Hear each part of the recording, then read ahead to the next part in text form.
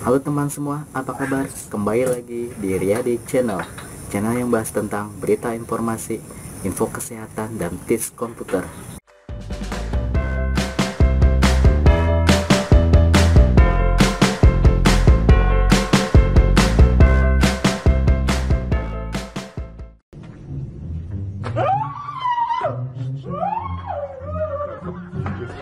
Itulah beberapa potongan video prank yang sempat menggegerkan jagat maya.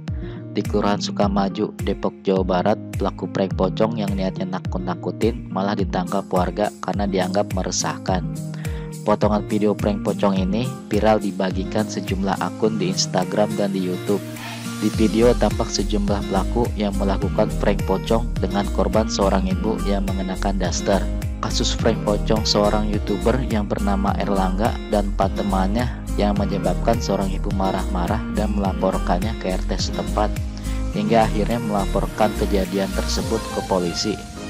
2 diantaranya mengenakan kain putih dan bedak agak terlihat seperti pocong, sementara 3 sisanya hanya tertawa ketika ada warga yang ketakutan. Kain putih yang dikenakan remaja tersebut adalah mukena yang dipotong sehingga dapat dikenakan layaknya kain kafan. Yang berdandan seperti pocong dan memakai bedak seberjumlah 2 orang. Kain putih yang mereka gunakan adalah mukena dari salah satu nenek mereka. Sehabis neneknya sholat isya, mukena tersebut diambil selanjutnya dipotong sehingga menyerupai bentuk pocong. Kejadian remaja ini terungkap setelah seseorang warga memergoki dan langsung mengenai kelimanya. Ibu berdasar tersebut sangat terkejut saat melihat pocong di sudut gang. Dia berlari sekuat tenaga sambil menjerit ketakutan. Bukannya menyesal, para pelaku ini tertawa melihat aksi ibu tersebut. Dengan penuh emosional, ibu ini marah saat tahu para pelaku ternyata mengerjainya.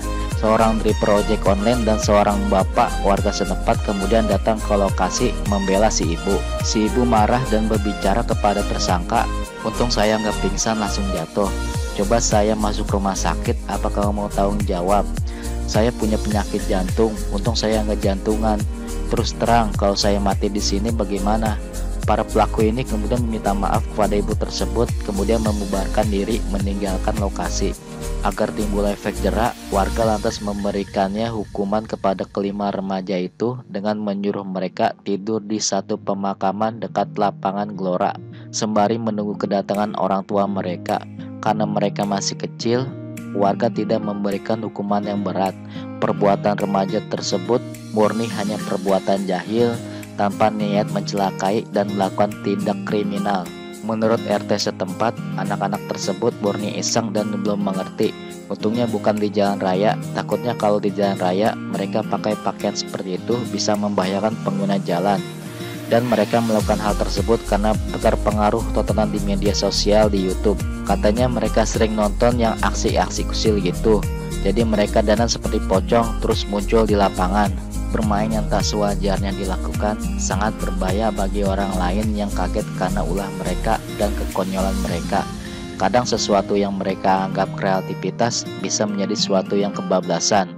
Masalah ini akhirnya disepakati untuk diselesaikan secara kekeluargaan. Polisi mengingatkan agar kasus serupa tak terulang. Jika korban celaka atau meninggal bisa terkena ancaman pidana.